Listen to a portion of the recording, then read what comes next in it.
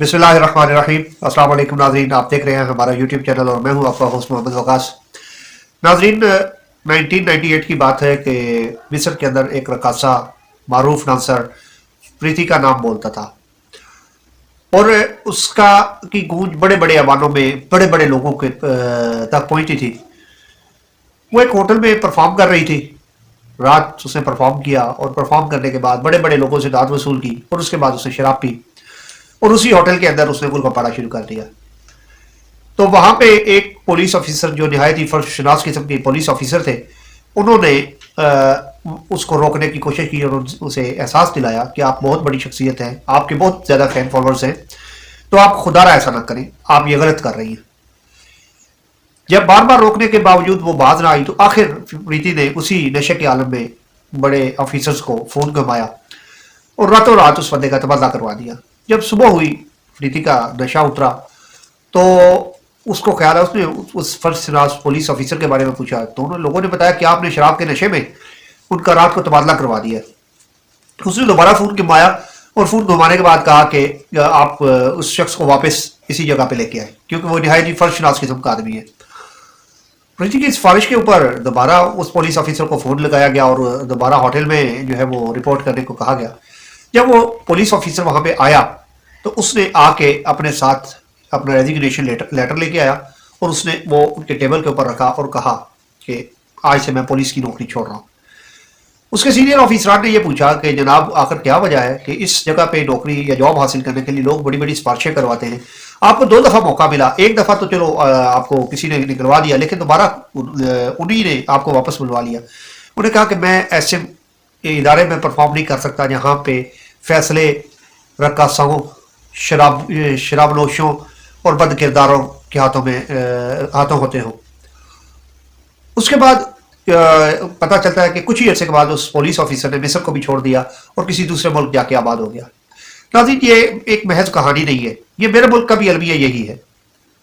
हमारी कौम जो है वो हमारे फैसले अगर आप गुज़श्ता 5 सालों में देखें तो वो उनके दरवाजे जो है वो हरीम शाह और सुंदर खटक के पैरों की चाप से खुलते रहे हैं। हमारी पार्लियामेंट के अंदर क्या कुछ नहीं होता रहा और ये दबा चौकड़ी अभी तक खत्म नहीं हुई। अभी भी आज भी जो लोग वहां पे मौजूद है, हमारे मुल्क के अंदर प्राइमरी के बच्चों के लिए छापने के लिए पैसे नहीं है, कुरानी किताबें छापने के लिए पैसे नहीं है, सिपारे छापने के लिए पैसे नहीं है, कवाली नाइट्स के लिए पैसे हैं, फनकारों के लिए पैसे हैं, फ्री जो है वो अपने सिनेमा हाउसेस खोलने के लिए पैसे हैं, हराम खोरियों के लिए पैसे हैं, अगर नहीं है तो इस मुल्क की तालीम के लिए नहीं है। ये कहानी 70 साल 75 साल से ऐसे ही चल रही है और जिस तरह के हालात हमें नजर आ रहे हैं, ये नजर ये आ रहा है कि आगे भी ये इसी तरह से ही चलती रहेगी। इमरान खान साहब के ऊपर आज फर्द जुर्म आयद कर दिया गया। जज साहब ने टाइम दिया था कि मैं 13 दिसंबर को इमरान खान साहब के ऊपर फर्द जुर्म आयद कर दूंगा। तो पीटीआई ने वही पुराना फार्मूला अपनाया, उन्होंने अपने 13 वकला को पेश किया और उसके बाद सारा दिन दलाइल देते रहे और कोर्ट का टाइम ज़ाया करते रहे। बिल्कुल इसी तरह जब इनके खिलाफ तहरीक अदम एतमाद आई थी तो इन्होंने सारा दिन अपने लोगों को तकारीर के लिए मौका देते रहे और रात 12 बजे के बाद फिर उठ के जनाब सारे मुंह उठा के भाग गए और कोई वहां पे नहीं रहा। तो फिर इनके सलमान ख्वाजा साहब है एक मारूफ वकील, अब वो जो दलाइल दे दिए उन्होंने आखिरी दिन, वो इंतहाई शर्म की बात है, इंसान को शर्म से डूब मरना चाहिए कि जज साहब आपको क्या फर्द जुर्म आयद करने की जल्दी है, आप ऐसा करें कि आप 10 दिन के लिए छुट्टियों पे चले जाए, मैं भी अपने बच्चों के साथ वक्त गुजारना चाहता हूँ। ये वही लोग हैं जो हमें ये सबक देते हैं कि जनाब जस्टिस डिले जस्टिस डिनाइल के अगर आप इंसाफ को करने में देर करते हैं तो आप इसका मतलब है कि आप खुद इंसाफ नहीं चाह रहे। इसी तरह अब उनके ऊपर बिलाखिर जज साहब ने उनकी मुश्किलात में इजाफा करते हुए शाह महमूद कुरैशी साहब और इमरान खान साहब के ऊपर फर्द जुर्म भी आयद कर दी और इमरान खान साहब को मीडिया टॉक से भी रोक दिया। अब उनकी जो वो पोजीशन ले रहे हैं, अब वो मीडिया के सामने अपना बयानिया भी नहीं रख सकेंगे।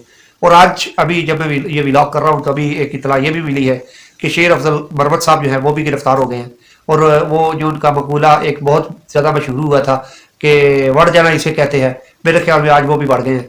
अब मुल्की हालात किस तरफ जाते हैं, अब देखते हैं क्या KPK से लोग निकलेंगे शेर अफजल मरवत साहब के लिए, क्या वहाँ पे एहतजाज होगा, تو اس کا جواب میرے خیال میں ابھی تک جو حالات بتا رہے ہیں وہ نہیں ہے، کوئی نہیں نکلے گا. یہ صرف ایک ٹوپی ڈرامہ رچایا گیا تھا ہماری قوم کو انگیج کرنے کے لیے. یہ سارے معاملات جو چل رہے ہیں یہ صرف انگیجمنٹ ہے، اور اس کو ایک غیر یقینی کی صورتحال میں تبدیل کرنے کی کوشش کی جا رہی ہے. باقی اللہ آپ سب کو حامی اور ناصر ہو. کل ایک نئے ٹاپک کے ساتھ حاضر ہوں گے. غور ضرور کیجیے گا اس بات کے اوپر کیا ہم یہ رقاصاؤں والے اداکاروں کو ہم نے ووٹ دینے ہیں یا کسی اچھے بندے کو اس ملک کے اندر موقع ملے گا.